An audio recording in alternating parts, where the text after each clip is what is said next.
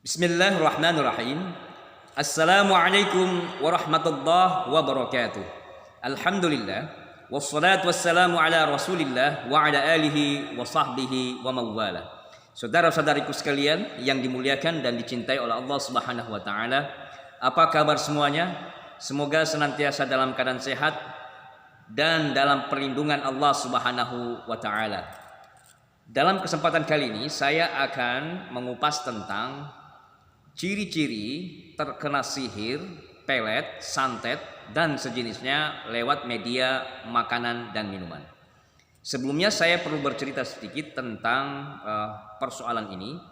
Beberapa waktu yang lalu saya pernah melakukan terapi ruqyah pada seseorang di mana kondisi dan keadaannya ketika itu sangat memprihatinkan, di mana dia telah berobat ke spesialis asam lambung atau penyakit dalam, tetapi dalam beberapa minggu dan bulan sama sekali tidak ada perubahan dalam dirinya. Kemudian dia datang kepada kami dan menceritakan keadaannya. Nah, pada saat itu dia mengalami satu kondisi yang tidak stabil, khususnya berkaitan dengan persoalan pencernaan, kemudian di area kepala dan wilayah kakinya. Dia ketika itu merasa sesak dada setiap waktu, khususnya di waktu maghrib dan di waktu pagi hari. Yang kedua, sering terasa kembung, ya, lambung sering mual dan bahkan muntah-muntah. Dan yang lebih memprihatinkan lagi adalah sering buang air besar secara terus-menerus dengan cairan, ya, cairan. Kalau boleh kita katakan semacam, mohon maaf, mencret, ya, mencret, dan itu hampir setiap saat. Dan hal ini tentunya sangat mengganggu keadaan dan kondisinya, karena pada saat itu dia dalam keadaan bekerja menjadi tulang punggung keluarganya. Dan pada akhirnya dia kemudian disarankan untuk melakukan terapi ruqyah, dan ketika itu bertemu dengan kami, kemudian kami menanyakan apa persoalan dan masalahnya, dan kemudian saya menanyakan kepada dia, apakah Bapak pernah diberikan makanan atau minuman dari seseorang? Kemudian dia menjawab dan mengingat-ingat, oh iya, saya pernah diberikan ikan segar dari seseorang. Kemudian dia mengkonsumsi ikan tersebut. Nah, setelah mengkonsumsi ikan itu, kemudian disitulah mulai terjadi perubahan pada dirinya, di mana dia pada saat itu juga ada reaksi yang dirasakan, kayak tiba-tiba mual, muntah, ya, sesak dada. Dan kemudian yang lebih ekstrim lagi adalah dia tiba-tiba sering mimpi buruk dan melihat makhluk-makhluk astral yang ada di dalam rumahnya. Nah, dari sini kita bisa melihat dan mencermati bahwa indikasi ciri-ciri seseorang terkena sihir melalui makanan dan minuman itu ada beberapa hal. Di sini saya akan ceritakan dan gambarkan.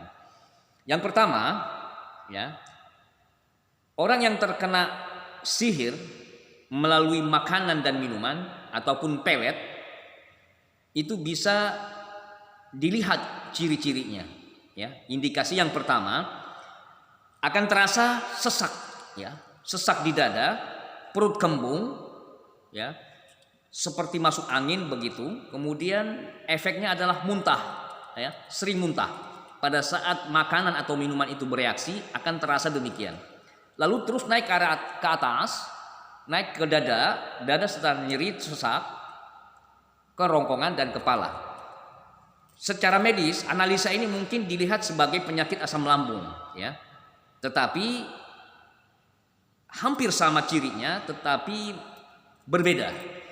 Karena pengobatan asam lambung dengan pengobatan yang sifatnya non medis, sihir melalui makanan ini memanfaatkan area pencernaan kita, di mana jin yang masuk melalui makanan atau minuman itu masuk ke dalam pencernaan, ya, kemudian dia merusak pencernaan kita. Nah, jadi yang pertama seperti itu, akan terasa sesak, ya, sering kentut, mohon maaf, buang angin atau kentut, sering BAB terus menerus. Dan yang kedua, orang yang terkena sihir melalui media makanan dan minuman, maka dia akan selalu merasa dalam keadaan linglung atau halusinasi. Nah, contoh kasus yang tadi kami ruqyah, ketika dia dalam keadaan terkena gangguan sihir, maka selalu muncul halusinasi. Jadi terbayang ya keadaan kondisi dia bersama seseorang, kemudian dia seolah-olah dibawa terbang ya entah kemana. Nah, halusinasi ini berpengaruh pada kepala.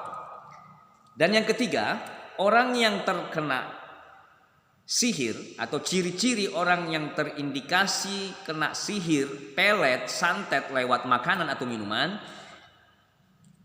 adalah diantaranya dia akan selalu merasa sakit pada bagian area tertentu. Contoh ya, bagian perut, dada, kepala. Nah, dalam jangka waktu beberapa lama, apabila itu terus tidak ada terapi pengobatan, maka dia akan terus masuk ke dalam peredaran darah, organ-organ tubuh, sehingga mempengaruhi ya aktivitas organ-organ tubuhnya. Contoh misalnya seperti yang dialami beberapa kasus, orang yang terkena sihir, santet atau pelet, maka dia akan selalu terasa mual, muntah terus-menerus, kemudian akan naik ke dada, sesak ke kepala, yang akhirnya berpengaruh kepada organ tubuh yang lainnya. Jadi kemudian diindikasikan ketika di dada dia menyerang jantung, kemudian dia menyerang otak, dan dia menyerang area bawah ya, kemaluan. Kalau dia masuk ke arah kemaluan, maka kalau dia seorang laki-laki dia akan menjadi impoten. Kalau dia seorang perempuan, dia tidak akan bisa memiliki keturunan, karena jin yang masuk lewat makanan atau sihir itu mempengaruhi area rahimnya. Oke. Selanjutnya, bagaimana kita menyelesaikan atau mengatasi solusi ketika kita diberikan makanan atau minuman? Yang pertama, kita jangan pernah bersuudzon atau prasangka buruk kepada siapapun. Ya, jangan pernah berprasangka buruk kepada siapapun. Inna ba'dadh-dhanni ismun, karena sesungguhnya sebagian dari prasangka itu dosa. Nah, untuk mengantisipasi bagi yang belum terkena gangguan jin, sihir, pelet ya, maka ketika kita diberikan makanan, selama itu makanan halal atau minuman halal, maka jangan lupa pernah berdoa kepada Allah dengan membaca Bismillahirrahmanirrahim. Bismillahilladzi la yadurru ma'asmi syai'un fil ardi wala fis sama'i wa huwas samiul alim. Bacalah 3 kali. Saya ulangi, Bismillahilladzi la yadurru ma'asmi syai'un fil ardi wala fis sama'i wa huwas samiul alim. Atau bisa juga membaca doa a'udzu bikalimatillahi tamma min syarri ma khalaq. Bacalah itu 3 kali. Insyaallah kalau kita membaca doa tersebut, apapun jenis sihirnya, dari manapun, maka insyaallah tidak akan bisa terkena pada diri kita. Oke. Yang kedua, solusi kepada saudara-saudaraku yang telah terindikasi kena sihir atau pelet, santet ya. Sekali lagi saya katakan bahwa sihir, santet, pelet itu bisa melalui media makanan, minuman ya. Maka ketika ada gejala-gejala tadi, maka segeralah untuk melakukan terapi ruqyah mandiri atau meminta bantuan kepada ahli-ahli peruqyah atau raqi di tempatnya masing-masing. Untuk mengantisipasi kita bisa melakukan terapi mandiri, lakukan terapi ruqyah mandiri, boleh disaksikan di video-video saya. Yang kedua, bisa dengan cara melakukan tadi ya. Terapinya adalah dengan mengkonsumsi daun bidara yang sudah direbus. Oke. Daun bidara yang sudah direbus. Ambillah 7 helai yang di blender atau diulek, kemudian disaring atau direbus. Kemudian airnya kita doakan dengan membaca ayat kursi 3 kali, Al-Ikhlas 3 kali, Al-Falaq 3 kali, An-Nas 3 kali, Al-Fatihah 3 kali. Lalu tiupkan, lalu minumlah air tersebut dengan niat kita untuk mengobati dan menyembuhkan segala sihir, santet, pelet yang masuk melalui media makanan dan minuman. Solusi yang selanjutnya bisa kita lakukan dengan cara meminum susu campur madu. Ya, perbandingannya 1 gelas susu ya. Kalau bisa susu sapi murni ya, atau susu kambing murni, ambillah 1 liter, yang berbanding dengan 7 sendok madu. Nah, kita takar, atau misalnya 150 ml susu, 3 sendok madu. Lalu kita doakan dengan baca ayat kursi, Al-Ikhlas, Al-Falaq, An-Nas, Al-Fatihah masing-masing 3 kali, lalu kita minum. Oke. Nah, demikianlah saudara-saudaraku sekalian, semoga hal ini bermanfaat. Kita wajib waspada, tapi hilangkan segala praduga tak bersalah atau prasangka buruk. Tetap kita harus selalu berdoa memohon perlindungan dan penjagaan Allah dimanapun kita berada. Karena sesungguhnya sihir santet pelet, khususnya kepada wanita atau laki-laki yang dalam incaran seseorang, maka waspadalah terhadap bahaya yang kami sebutkan tadi. Semoga bermanfaat. Wassallallahu ala nabiyina Muhammadin wa ala alihi washabbihi ajma'in.